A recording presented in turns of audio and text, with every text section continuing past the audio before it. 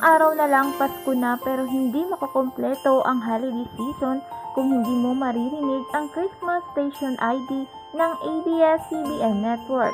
Isa sa mga inaabangan tuwing Pasko ay ang Christmas Station ID ng Kapamilya Network kung saan makikita rito ang lahat ng kapamilya artist. Pasko ang pinakamagandang kwento, ito umano ang magiging titulo ng Christmas Station ID 2023 ng Kapamilya Network. Sa ngayon ay tila may sulyap o pangyayari behind the scenes sa recording ng nasabing Christmas Station ID.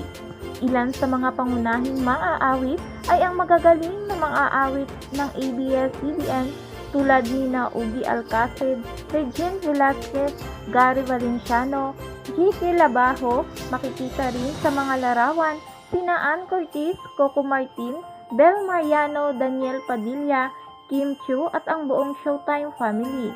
Inaasahan din na ilang kapuso stars ang lalabas sa darating na Christmas Station ID ng ABS-CBN.